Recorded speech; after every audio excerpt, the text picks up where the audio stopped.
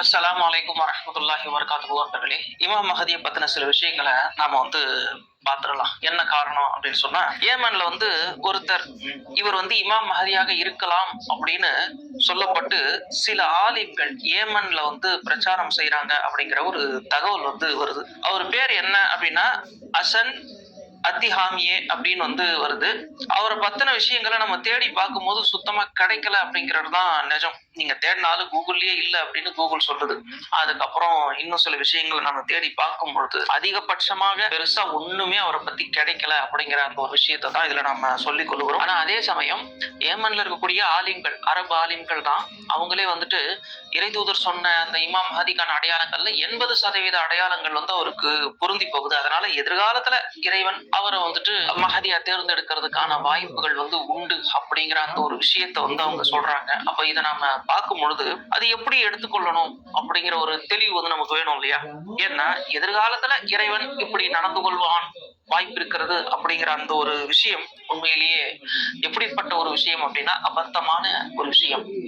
இறைவன் எப்படி நடந்து கொள்வான், எப்படி நடந்து கொள்ளணும் அப்படின்னு மனிதர்கள் மிக நிச்சயமா நாம சொல்ல முடியாது, கணிக்க கூட முடியாது அப்படிங்கிற அந்த ஒரு விஷயத்தை நம்ம பார்க்கிறோம். அதுவும் இமாம் மஹதி அலைஹிஸ்ஸலாம் அவர்களை பத்திர விஷயத்தை பொறுத்த வரைக்கும் அது மிக மிக ரகசியமான ஒரு விஷயமாகத்தான் இருக்கிறது. இறைவனை தவிர வேறு யாரும் அவரை அறிய மாட்டார்கள். தேவையான நேரத்துல இறைவனே அவரை வெளியாக்குவான் அப்படிங்கிற அந்த ஒரு விஷயத்தை தவிர்த்து ஆய்வு செய்யறதுக்கு, ஒரு குறிப்பிட்ட மனிதர்களை ஆய்வு செய்யறதுக்கு இங்க ஒண்ணுமே கிடையாது. ஏன்னா இமாம் மஹதியை பத்தின செய்திகளை ஆய்வு செய்த மிகப்பெரிய ஆலிம்களை என்ன சொல்லியிருக்கிறாங்க அப்படின்னா, இவர் தான் உண்மையிலேயே இமாம் மஹதி அப்படிங்கிற அந்த ஒரு விஷயம் உங்களுக்கு உறுதியா தெரிஞ்சாலும் அவருக்கு நீங்க பையத்தை செய்ய வேண்டாம், இறைவனே அறிவிக்கக்கூடிய அந்த நேரம் வரைக்கும் அப்படின்னு தெளிவான ஒரு வரைமுறையை நமக்கு கொடுத்திருக்கிறாங்க. அப்படிங்கிறதுனால இங்க யாரை பத்தியும் நாம யூகிக்க வேண்டிய அவசியம் இல்லைங்கிறது தான் இந்த இடத்துல நாம எல்லாருக்கும் சொல்லக்கூடிய ஒரு செய்தியா இருக்குது. இமாம் மஹதி சம்பந்தமான விஷயத்தை பொறுத்த வரைக்கும்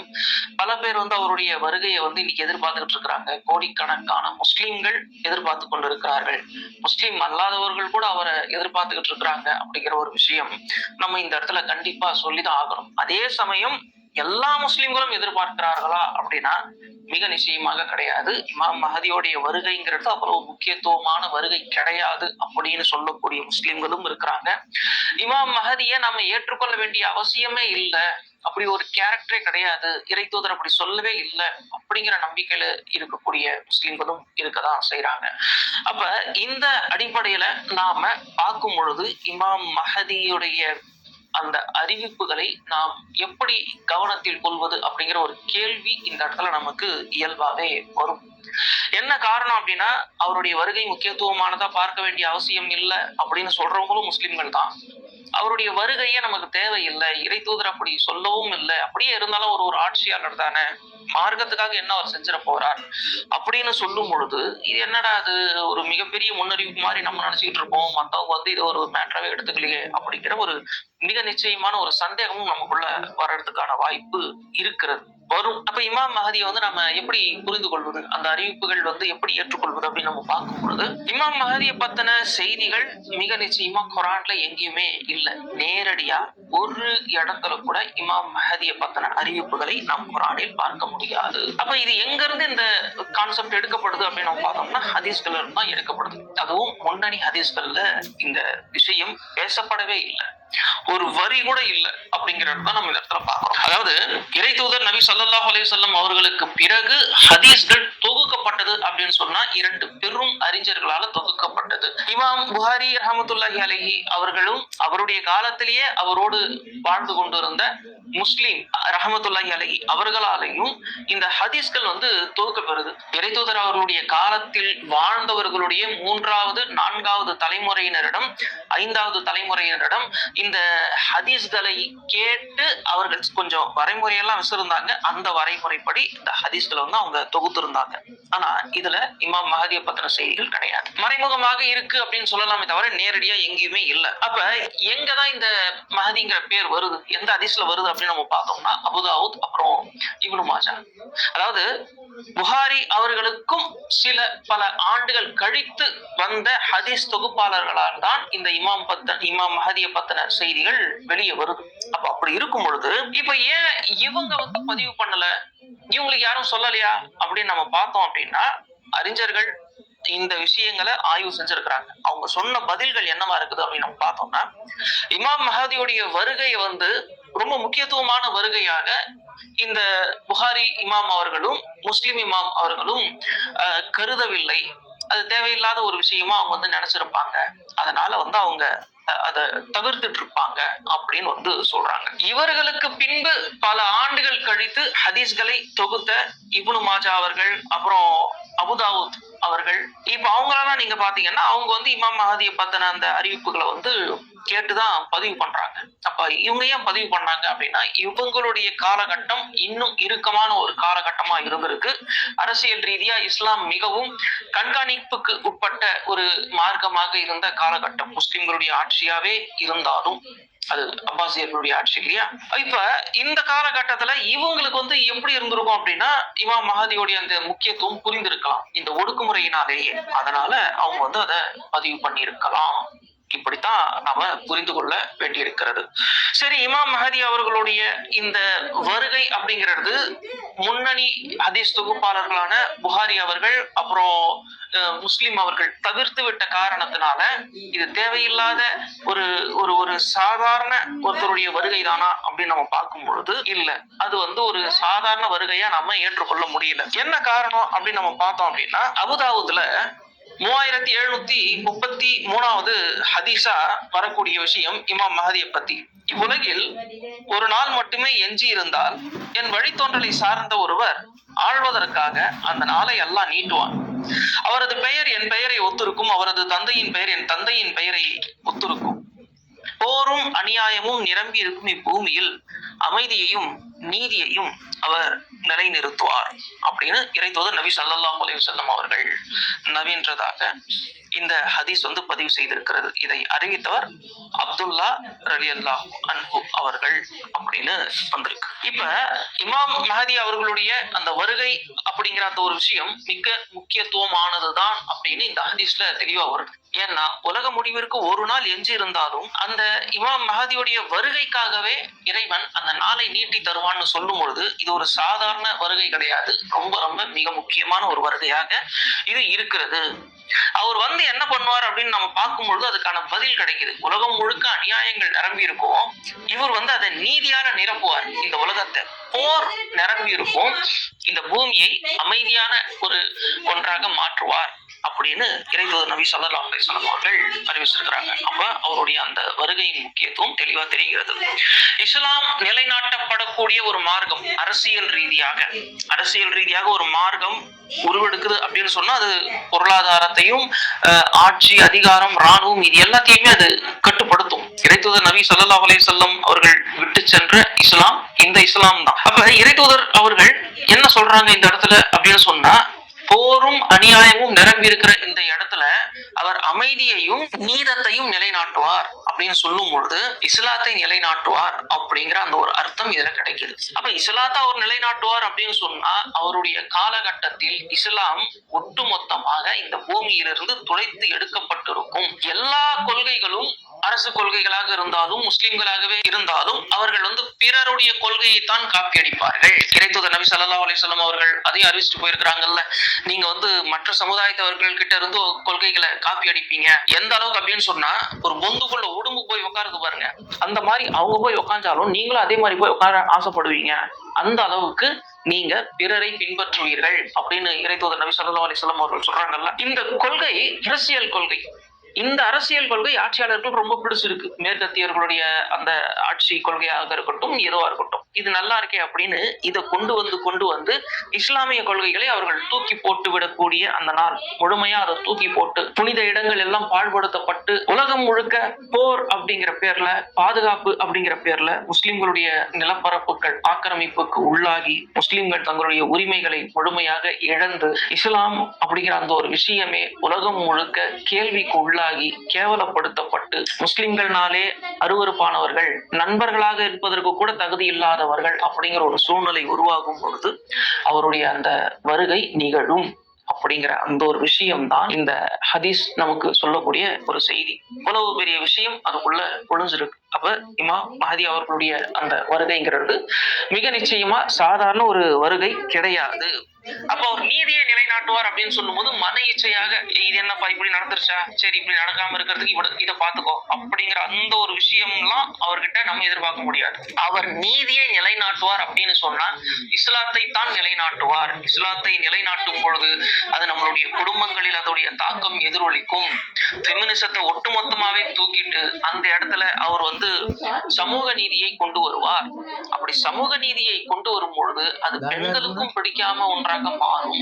காரணம் என்ன அப்படின்னா இன்னைக்கு உலகம் முழுவதும் அந்த சம உரிமை அப்படிங்கிற பேர்ல பெண்களுக்கு கூடுதலான சலுகைகள், உரிமைகள், அதிகாரங்கள் கொடுக்கப்பட்டிருக்கிற அந்த ஒரு விஷயம் உங்களுக்கு தெரியும். இது எல்லாமே முழுக்க முழுக்க ஆண்களுக்கு எதிரான ஒரு விஷயமாகத்தான் உருவாக்கப்பட்டிருக்கிறது. பெண்களுடைய உரிமைக்காக மட்டும் அது உருவாக்கப்படல. அப்ப இமாம் அவர்களுடைய வருகை இதுக்கு எதிரான ஒரு மிகப்பெரிய பேரடியை இறக்கும். இது பெண்களுக்கு எதிரான ஒரு விஷயமா பார்க்கப்படும். நம்ம அந்த தஜ்ஜாலுடைய ஹதீஸ நம்ம இந்த இடத்துல நினைவு கூற விரும்புறோம்.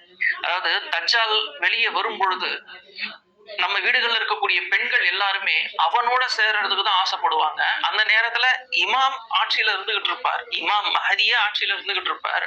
ஆனா அந்த நேரத்துல இவன் வெளியே வரும் பொழுது அவனோட போய் சேர்றதுக்கு தான் பெண்கள்லாம் ஆசைப்படுறாங்க. அப்ப அந்த வீட்டுல இருக்கக்கூடிய ஆண்கள் தங்களுடைய மகளை, மனைவியை, தாயை, அத்தையை கட்டி போடுவாங்க.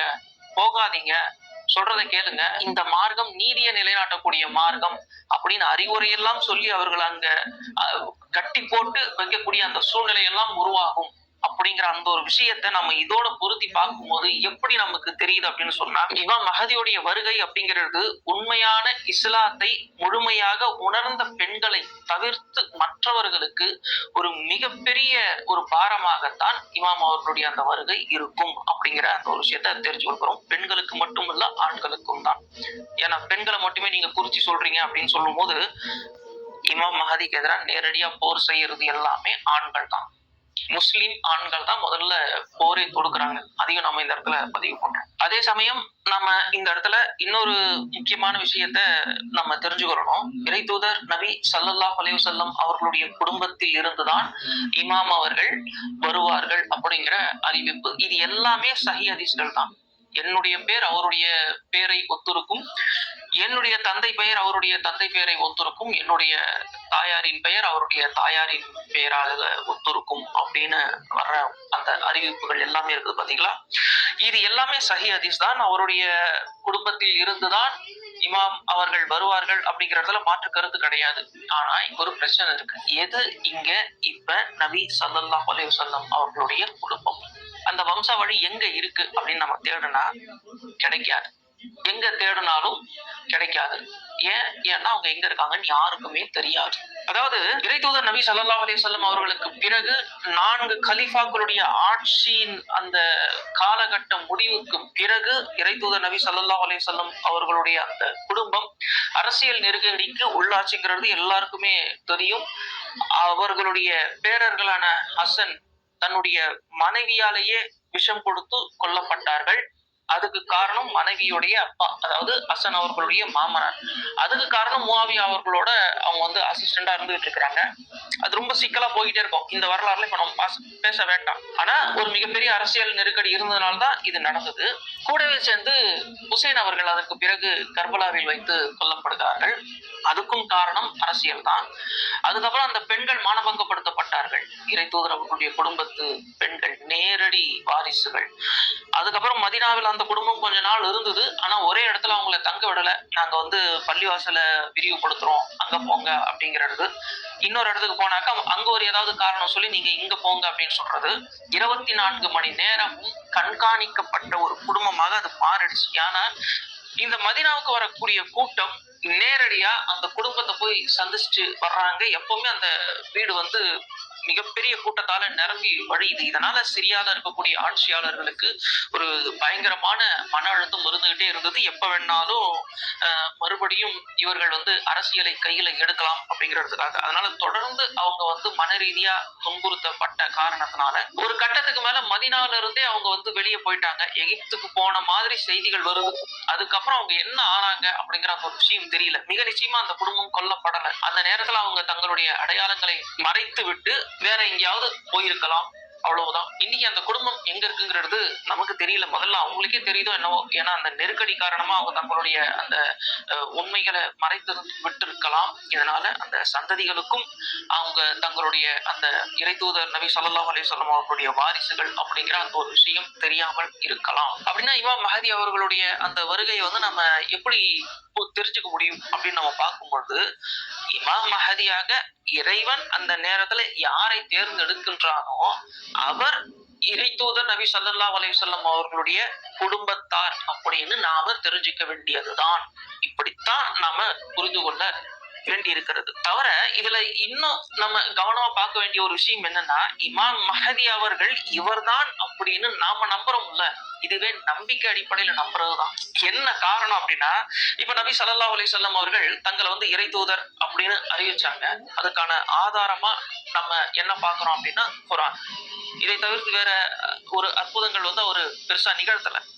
ஆனா குர்ஆனை ஏன் அன்னைக்கு எல்லாரும் பொறாமை கொண்டு பார்த்தார்கள் அப்படின்னு நம்ம பார்த்தோம்னா, அன்னிலிருந்து இன்னி வரைக்கும் அரபுலகத்துல உயர்ந்த இலக்கிய தரம் வாய்ந்த ஒரு புத்தகம் அப்படின்னு சொன்னா குர்ஆன் தான். அதுக்கு இணையா அரபுலகத்துல இன்னி வரைக்கும் எந்த ஒரு புத்தகமும் எழுதப்பட்டது கிடையாது. இதுல இன்னொரு விஷயமும் என்ன அப்படின்னா, அந்த குர்ஆன்ல சில வார்த்தைகள் இந்தந்த இடத்துல எல்லாம் பிரயோகப்படுத்த முடியாது அப்படிங்கிற அந்த ஒரு வார்த்தைகள் எல்லாம் அது அந்த இடத்துல இறைவனால பயன்படுத்தப்பட்டிருக்கும். ஆச்சரியமா பார்த்தாங்க அன்னைக்கு அரபுகள், இதெல்லாம் எப்படி சாத்தியமாகுது, இந்த இடத்துல இந்த வார்த்தைகளே வராது, ஆனா எப்படி இறைவனால வர வைக்க முடியுது அப்படின்னு. அதனாலதான் குர்ஆனை அவர்கள் ரொம்பவும் பொறாமையோடு பார்த்தார்கள். அதனாலதான் இறை தூதர் அவர்கள் மேல அவங்களுக்கு அவ்வளவு வெறுப்பு. ஏன்னா எழுத படிக்க தெரியாத ஒரு நபர் ஒரு உயர்ந்த இலக்கிய தரத்துல எப்படி ஒரு செய்தியை கொண்டு வர்றாரு, எழுதி கொண்டு வந்தாலும் பரவாயில்ல, வாயால சொல்றாரு, அதுக்கு எதிரா ஒருத்தரும் பதிலளிக்க முடியல அப்படின்னு சொல்லும் பொழுது அதுதான் ஒரு மிகப்பெரிய ஆதாரமா இருந்தது. அன்னைக்கு இந்த உலகத்திலேயே மிகப்பெரிய அரபு பண்டிதர்கள் அங்க இருந்தாங்க அப்படின்னு சொன்னா அவங்களுக்கு இது ஒரு மிகப்பெரிய ஆதாரம், இவர் இறை தூதர் அப்படிங்கிற அந்த ஒரு விஷயத்துக்கு. அதே மாதிரி அவருக்கு முன்னாடி ஈசா அலைஹிஸ்ஸலாம் இஸ்ராயல்களுக்காக அனுப்பப்பட்டவர். அவருக்கான ஆதாரம் என்ன அப்படின்னா, அவர் தந்தை இல்லாமல் பிறந்தது, அவருடைய தாய் ஒரு ஆணின் துணை இல்லாமலேயே கர்ப்பமானாங்க. இது போக அவர்கள் வந்து அன்னைக்கும் சரி இன்னைக்கும் சரி சாத்தியம் இல்லாத விஷயங்களை செஞ்சு காமிச்சாங்க. இறந்தவங்களையே உயிரோட எழுப்புனதா இருக்கட்டும், முத்தி போன குஷ்டரோகிகளை அவர் வந்து குணப்படுத்தினதா இருக்கட்டும், ஒட்டுமொத்தமா உடங்கி போன அந்த பக்கவாதம், அந்த முழு வாதத்தினால் முடங்கி போனவங்களை கூட அவர் வந்து சரி செஞ்ச அந்த விஷயங்களா இருக்கட்டும், கண்ணே தெரியாம இருந்தவங்களை வந்து அவர் குணப்படுத்தினதா இருக்கட்டும். இன்னைக்கு கண்ணு தெரியாதவங்களை வந்து குணப்படுத்த முடியும் அப்படின்னு சொல்றாங்க. உள்ள பால் இல்ல அப்படின்னு சொன்னா அது குணப்படுத்துறதுக்கான வாய்ப்புகள் இன்னைக்கும் கிடையாது. ஆனா அப்படிப்பட்டவங்களுக்கு எல்லாம் அவர் வந்து கண் பார்வையை மீட்டெடுத்தார் அப்படிங்கிற அந்த ஒரு விஷயம் இருக்குது இல்லையா. இதுதான் அந்த மக்களுக்கான அத்தாட்சி. ஆனால் இமாம் மஹதிக்கான ஒரு அத்தாட்சி எது அப்படின்னு பார்த்தோம்னா மிக நிச்சயமா எதுவுமே கிடையாது. அப்ப எப்படிதான் ஒரு அடையாளம் கண்டுகொள்றது அப்படின்னு நம்ம பார்க்கும் பொழுது, இறை தூதர் சொன்ன அந்த குடும்ப பின்னணி, ஆனா அந்த குடும்ப பின்னணியை போய் நாம வந்து டாவின்சி கோட் படத்துல வர மாதிரி தேடிக்கிட்டுலாம் இருக்க முடியாது. ஏன்னா அந்த குடும்பம் இப்ப எங்க இருக்குது அப்படின்னு தெரியல, அவங்களுக்கே இந்த விஷயம் தெரியுமான்னு தெரியல. அப்ப இறைவனால அவர் தேர்ந்தெடுக்கப்படும் பொழுது அவர் நமக்கு அடையாளம் காட்டப்படுவார். சரி, அவர் இறைவனால தேர்ந்தெடுக்கப்பட்டார் அப்படிங்கிற அந்த ஒரு விஷயத்துக்கு என்ன ஆதாரம் அப்படின்னு நம்ம பார்க்கும் பொழுது இதை நம்ம எப்படி புரிஞ்சு கொள்றோம் அப்படின்னா, ஒரு மிகப்பெரிய பிரச்சனை அந்த சவுதி அரேபியால நடக்குது. இன்னைக்கு இருக்கக்கூடிய அந்த சவுதி அரேபியால நடக்குது. இறை தூதர் நபி ஸல்லல்லாஹு அலைஹி வஸல்லம் அவர்கள் என்ன சொல்றாங்க அப்படின்னா, 3 சகோதரர்கள் வந்து பதவிக்காக போட்டி போட்டு கொண்டிருப்பாங்க. அந்த நேரத்துல வந்து அவர் வெளியாவார் அப்படின்னு இருக்கும்.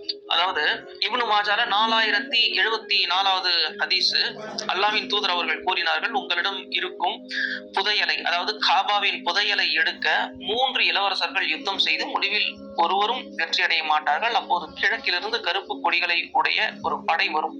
எந்த கூட்டத்தாரும் அவர்களை வெல்ல முடியாத அளவிற்கு அவர்கள் யுத்தம் செய்வார்கள்.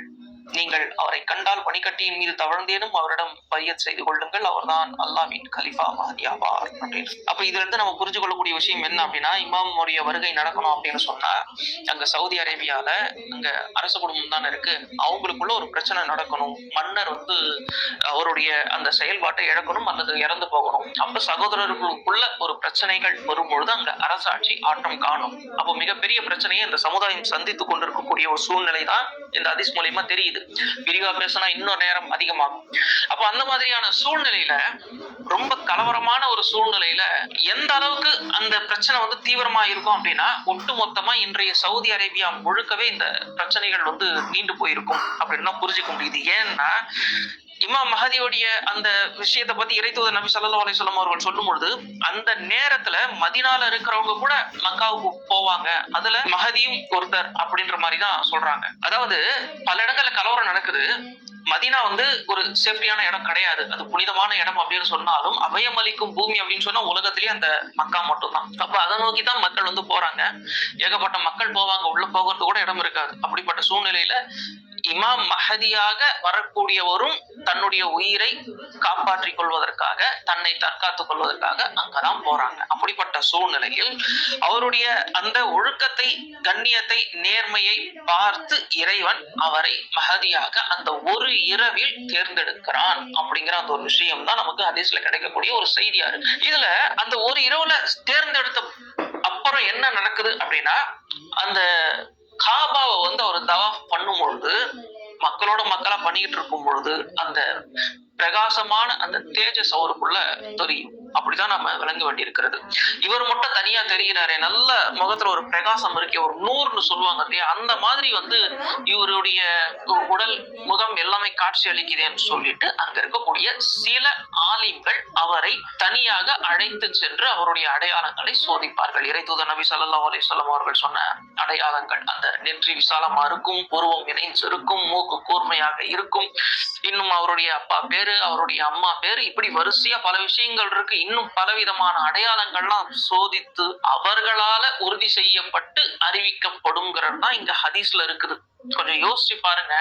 யாரோ ஒருத்தரை கூப்பிட்டு இவர்தான் அவர் அப்படின்னு சில ஆலிம்கள் அந்த இடத்துல அறிவிக்கும் பொழுது நம்பிக்கை அடிப்படையில தான் நம்ம ஏற்றுக்கொள்கிறோம். அப்ப இது எவ்வளவு பெரிய சோதனை பாருங்க. அப்ப இது அவர் உண்மையிலேயே மஹதிதானா, இல்ல இந்த சின்ன குரூப் ஒண்ணு இந்த உலகத்தையே ஆட்டி படைக்குதுன்னு சொல்றோமே, அந்த நேரத்துல அவங்க அதை பயன்படுத்திக்கிட்டா அப்ப இது எவ்வளவு பெரிய ஒரு சோதனையா இருக்கு பாருங்க. நம்ம ஏன் சொல்றோம் அப்படின்னா, அந்த சில பேர் சேர்ந்து ஒரு சில விஷயங்கள் அவர்கிட்ட கேட்டு அந்த அடையாளங்கள் ஆய்வு செஞ்சு இவர்தான் அப்படின்னு சொல்லும் பொழுது நம்பிக்கை அடிப்படையில ஏற்றுக்கொள்ள தயாரா இருக்கிறாங்க அப்படின்னு சொன்னா, அந்த நேரத்துல நிலைமை ரொம்ப மோசமா இருக்குது. இந்த முஸ்லிம் சமுதாயம், அப்புறம் இந்த உலகத்துடைய அந்த மிகப்பெரிய ஒரு பிரச்சனை, போர்னு போய் குடிக்க தண்ணியும் இல்ல, சாப்பிட சாப்பாடும் இல்ல, கூட இருக்கிற பல பேர் போர்னால பாதிக்கப்பட்டிருக்காங்க, இறந்திருக்காங்க, கை கால் இழந்திருக்காங்க, சொத்துக்கள் எதுவும் இல்லை, எல்லாமே போயிருச்சு. இப்ப இந்த சூழ்நிலையில யாராவது வருவாங்களா அப்படின்னு நம்ம பார்க்கும் பொழுது, இந்த ஒருவரை அடையாளம் கண்டுகொண்டு சில ஆலிம்கள் இவர்தான் அவர் அப்படின்னு சொல்லும் பொழுது வேற வழியே இல்ல, நம்பிக்கை அடிப்படையில தான் இவரை நம்ம ஏற்றுக்கொள்ள வேண்டியதா இருக்கு. அதனாலதான் இமாம் மஹதி மிகப்பெரிய சோதனையாக இருக்கிறார் அப்படின்னு நம்ம சொல்றோம். இவர் மூசா நபி மாதிரி கைத்தடிய போட்டு பாம்பா மாறுது பாருங்க அப்படின்னு சொல்றதுக்கும் வாய்ப்பு இல்ல. இறந்து போன ஒருத்தர் எழுப்பி ஈசா நபி அலைஹிஸ்ஸலாம் காட்டினாங்க பாருங்க, அந்த மாதிரியும் இவர் காட்ட மாட்டார். எந்த அற்புதமும் செய்யாத ஒருவர் இவர்தான் இமாம் மஹதின்னு சில பேர் அறிவிக்கும் பொழுது அவரும் அதை முதல்ல ஏற்றுக்கொள்ள மாட்டார். ஏன்னா அவர் உண்மையிலேயே இமாம் மஹதியா இருக்கிறதுனால. ஏன்னா மஹதியை பார்த்தா பில்டப் ரொம்ப ஜாஸ்தியா இருக்கிறதுனால ஹதீஸ் தெளிவா சொல்லுது, நம்பிக்கை அடிப்படையில் தான் இங்க ஏத்தாகணும் அப்படின்னு. அப்ப அவர் என்ன பண்றாரு அப்படின்னா, அந்த ஒரு இரவில் இறைவன் அவரை தூய்மைப்படுத்திய அந்த நேரத்துல அந்த ராஜ்ய பாரம் என்னங்கிறது அவருக்கு தெரியுது. இதுல நாம தப்பு பண்ணாலும் அல்லாஹ் நம்மள தண்டிப்பான். ஒரு ஆட்சியாளரா உட்காந்து நாம தப்பு பண்ணாலும் அல்லாஹ் நம்மள தண்டிப்பான். நமக்கு கீழே இருக்கக்கூடிய அதிகாரிகள், நிர்வாகிகள், இவங்க தப்பு பண்ணாலும், பொதுமக்களை உதாசீனப்படுத்தினாலும் சரி, அப்புறம் அவங்க கிட்ட லஞ்சம் வாங்கினாலும் சரி, இல்ல லாக்அப் டெத் நீங்க நடக்குது பாருங்க, இப்படி பண்ணாலும் சரி, கண்ணியம் இல்லாமல் நிர்வாகிகளும் அதிகாரிகளும் பொதுமக்களை பேசினாலும் அப்பவும் அல்லாஹ் நம்மளை தண்டிப்பான். அப்ப உண்மையான அந்த இஸ்லாமிய அரசாட்சி என்ன அப்படிங்கிறது அவருக்கு தெரியும். அதனால அவர் என்ன பண்றாரு, அந்த பயத்தினால இந்த பாரமே எனக்கு வேண்டாம் அப்படின்னு அவர் மறுப்பார். இததான் நம்ம அடையாளமா எடுக்க முடியும். வெளிப்பார்வைக்கு எவ்வளவோ வற்புறுத்தியும் முடியாது அப்படின்னு சொல்லும் பொழுது தேவைப்பட்ட கழுத்துல கத்தியும் வைப்பாங்க அப்படின்னு இறைத்தூதர் நபி ஸல்லல்லாஹு அலைஹி வஸல்லம் அவர்கள் சொல்லியிருக்காங்க. அப்ப அப்படிப்பட்ட சூழ்நிலையில இமாம் மஹதி அவர்களை நம்பணும் அப்படின்னு சொன்னா இந்த மாதிரியான அடிப்படையில தான் நம்ப வேண்டி இருக்கிறது. வானத்துல இருந்து சத்தம் வரும் அப்படின்னு இருக்கு. அந்த அறிவிப்புகள் மிக நிச்சயமாக பலகீனமான ஒரு அறிவிப்புகளாக தான் தெரிகிறது. அதே சமயம் அந்த கொரசான் பகுதியிலிருந்து வரக்கூடிய அந்த படைகள் இருக்கு பாருங்க, கருப்பு கொடியோட, இந்த காலகட்டம்லாம் இணைஞ்சி அந்த மக்காவை அவர்கள் கைப்பற்றும் பொழுது அந்த நேரத்தில் இமாமும் அங்க இருப்பாங்க அப்படின்னு சொல்லும் பொழுது, இதெல்லாம் கூடி வரும் பொழுது இதுதான் நம்மள நம்ப வைக்கக்கூடிய ஒரு விஷயமாக இருக்கிறது அப்படிங்கிற அந்த ஒரு விஷயத்தை இந்த இடத்துல நம்ம பாக்குறோம். அப்ப இப்படி எல்லாம் சொல்லும் போது சில கேள்விகள் வரும். என்னங்க இமாம் மஹதி அப்படின்னு சொல்லும் போது நாங்க ஒரு சூப்பர் ஹீரோ ஸ்பைடர்மேன் மாதிரி எதிர்பார்த்துட்டு இருக்கிறோம், அவர் வருவாரு டக்கு டக்குன்னு எல்லா வேலையும் முடிப்பாரு, சும்மா திரும்பி பார்த்தா இப்படி நடக்கும் அப்படி நடக்கும் அப்படின்னு நம்ம நம்பிக்கிட்டு இருக்கும் பொழுது, நீங்க வெறுமனே நம்பிக்கை அடிப்படையில மட்டுமே நம்பி அவர் பின்னாடி அணிவகுக்கணும் அப்படின்னு சொல்றீங்களே அப்படின்னா அப்படித்தான் அந்த ஹதீஸ்களும் இருக்கு. தவிர இமாம் மஹதி வந்ததுக்கு அப்புறம் போர்ல வெற்றி கிடைக்கும் அப்படின்னாலும் ஆரம்ப கட்டத்துல இழப்புகள் இந்த தரப்பு தான் அதிகமா இருக்கும். அப்ப மக்களுக்கு ஒரு டவுட்டே வரும், இவர் தானா அப்படின்னு. அப்ப அல்லாஹ் அந்த இடத்துல நமக்கு காட்டக்கூடிய ஒரு ஒரு மிகப்பெரிய அடையாளம் என்னவா இருக்குது அப்படின்னா, அவரை எதிர்ப்பதற்காக சிரியால இருந்து வரக்கூடிய எதிரிகளுடைய படை, ரோமானியர்களுடைய அந்த கைவசம் இருக்கக்கூடிய படை, ஒரு மிகப்பெரிய படைகளா கிட்டத்தட்ட ஒரு 12,000 பேருன்னு நினைக்கிறேன். அதிநவீன ஆயுதங்களோட அவரை தாக்குறதுக்காக அவரை நோக்கி வரும்பொழுது அந்த சவுதி அரேபியாவுக்கு உட்பட்ட அந்த பகுதி பைதா அப்படிங்கிற அந்த பகுதியில ஒரு மிகப்பெரிய நிலநடுக்கம் வந்து அந்த படைகள் அப்படியே உள்ள அமிழ்ந்து போகும் அப்படிங்கிற அந்த அறிவிப்பை இறைத்தூதர் அவர்கள் சொல்லியிருக்கிறார்கள். இது 100% சஹியான ஹதீஸ் தான். இதுதான் இவர் அல்லாஹ்வுடைய மஹதி அப்படிங்கிற அந்த ஒரு விஷயத்துக்கு ஒரு மிகப்பெரிய ஆதாரமாக அல்லாஹ் காட்டுறது அந்த ஒரு விஷயம் தான். புரியுதா உங்களுக்கு? அப்ப அல்லாஹ் இந்த இடத்துல காட்டக்கூடிய ஒரு மிகப்பெரிய அத்தாட்சி இதுதான். அந்த நேரத்துல இவர் என்னுடைய ஆள் தான், நீங்க தாராளமா நம்பி இவர் பின்னாடி போங்க அப்படின்னு சொல்லக்கூடிய அந்த ஒரு விஷயம் இந்த பைதாவில் தரையில அமிழ்ந்து விடப்படக்கூடிய இந்த படை மூலியமாக இறைவன் நமக்கு சொல்லக்கூடிய ஒரு செய்தி. இவ்வளவுதான் இந்த இமாம பத்தின விஷயம். ஆகையினால இமாமுடைய வேலையை பொறுத்த வரைக்கும் அது ஒரு மிகப்பெரிய வேலை, முக்கியத்துவமான ஒரு வேலை தான். என்ன அப்படின்னா, அவர் வருவார், இஸ்லாம் இல்லாத போயிருந்த இந்த நிலப்பரப்புகள் எல்லாத்திலையும் இஸ்லாத்தை அமல்படுத்துவார். அந்த இஸ்லாத்தை அமல்படுத்தும் பொழுது முஸ்லிம்களுக்கே அது பாரமாக இருக்கும். குறிப்பா பெண்களால அது சுத்தமா ஏற்றுக்கொள்ளவே முடியாது அப்படிங்கிற அந்த ஒரு விஷயத்தை இந்த இடத்துல நாம பாக்குறோம். அப்ப இந்த இடத்துல நம்ம புரிந்து கொள்ளக்கூடிய ஒரு விஷயம் என்ன அப்படின்னா, இமாம் மஹதி அவர்களுடைய வருகை மிக முக்கியத்துவமான ஒரு காலகட்டத்தில் தான் நிகழ்து. ஏன்னா இஸ்லாம் ஒட்டுமொத்தமாக பூமியிலிருந்து, அதாவது அந்த சட்டதிட்டங்கள் எல்லாமே அகற்றப்பட்டு விட்ட அந்த காலகட்டத்துல முஸ்லிம்கள் இருக்கிறாங்க. ஆனா எங்களுக்கு இந்த சட்டம் தான் நல்லா ரொம்ப சூப்பரா இருக்கு, 2030 அதாவது 2030க்குள்ள நாங்க இதை யூரோப்பா மாத்துறோம் அப்படிங்கிற அந்த ஒரு திட்டத்தை நோக்கி இவர்கள் போய்கொண்டிருக்கும் பொழுது அவர் முழுமையாக இஸ்லாமிய சட்டத்தை நிலைநாட்டுவார் அப்படிங்கிற அந்த ஒரு விஷயத்தை பார்க்கும் பொழுது இவருடைய வருகை ஒரு சாதாரண வருகை கிடையாது, முக்கியத்துவமான ஒரு வருகை தான். ஆனால் இமாம் அவர்களை நாம் முதலில் நம்ப வேண்டியது நம்பிக்கை அடிப்படையில் தானே தவிர, அவர் இப்படி வருவாரு, ஒரு மிகப்பெரிய அடையாளத்தை தாங்கி அவர் வருவார் அப்படின்னு எதிர்பார்த்தோம் அப்படின்னு சொன்னா மிக நிச்சயமா அது ஏற்றுக்கொள்ள முடியாத ஒரு விஷயம் தான். தவிர தான் இமாம் மஹதி அப்படின்னு அவருக்கே தெரியாது அப்படிங்கிற அந்த ஒரு விஷயம் இருக்குது இல்லையா? இப்ப இன்னொரு விஷயமும் என்ன அப்படின்னா, இறைவனே ஒரு இரவில் அவரை தூய்மைப்படுத்தி விட்டான். தூய்மைப்படுத்தப்பட்ட அவர் ராஜ்யபாரம்னா என்னன்னு தெரிஞ்சு, இல்ல இது எனக்கு வேண்டாம் அப்படிங்கிற மாதிரிதான் முடிவெடுக்கிறார். ஏன்னா எல்லா இறை தூதர்களும் ஆனதுக்கு அப்புறம் அவங்களே தங்களை பிரகடனப்படுத்திப்பாங்க மக்கள் கிட்ட நான் நபி, நான் தூதர் அப்படின்னு. ஆனால் இமாமை பொறுத்த வரைக்கும் இறைவனால் ஒரு இரவில் அவர் தூய்மைப்படுத்தப்பட்டாலும் அவர் மக்கள் கிட்ட இத சொல்லவே மாட்டார். மக்களோட மக்களா நின்று அவர் அந்த தவாப் செய்து கொண்டிருக்கக்கூடிய வேலையை தான் அவர் பார்ப்பார். ஏன்னா அவருக்கு ராஜ்யபாரம்னா என்னன்னு தெரிஞ்சிடும். அப்ப இது நமக்கு வேண்டாம் அப்படின்னு அவர் நினைக்கும் பொழுது மக்களாக சென்றுதான் அவரை பிடிப்பாங்க. இவர் கொஞ்சம் வித்தியாசமா தெரிகிறாரே எல்லாரையும் விட அப்படின்னு. அப்ப இத வச்சு நாம இப்போ ஏமன்ல ஒருத்தர் சொல்றாருங்க இல்லையா, அவங்கள பார்க்கும் பொழுது இவராகத்தான் அவர் இருக்கிறார் அப்படின்னு அங்க இருக்கக்கூடிய ஒரு சில இமாம்கள் சொல்றாங்கல்ல. அப்ப அந்த சம்பந்தப்பட்ட நபர் இதை ஏற்றுக்கொண்டாரா மறுக்கிறாரா அப்படின்னு நம்ம பார்க்கணும். அப்ப நம்ம இதுல பார்க்க வேண்டிய ஒரு விஷயம் என்ன அப்படின்னா, நான் தான் இமாம் மஹதி அப்படின்னு அவர் ஏத்துக்கொண்டார் அப்படின்னு சொன்னா, அவர் ஒத்துக்கொண்டார் அப்படின்னா அது 100% பொய்யான விஷயம். ரெண்டாவது என்ன அப்படின்னா, அவர் மௌனமாக இருக்கிறார் அப்படின்னு சொன்னா, அப்ப அவருக்கு உலக ஆசை இருக்குது அந்த பதவி காரணமா, அப்ப அதுக்கு அவர் தகுதி இல்லாதவர் அப்படின்னு அர்த்தம். ஏன்னா இறைவனால் தேர்ந்தெடுக்கப்பட்ட ஒரிஜினல் மஹதியே வேண்டாம் இந்த பதவி அப்படின்னு தான் வாய மூடி அமைதியா இருக்கிறாரு.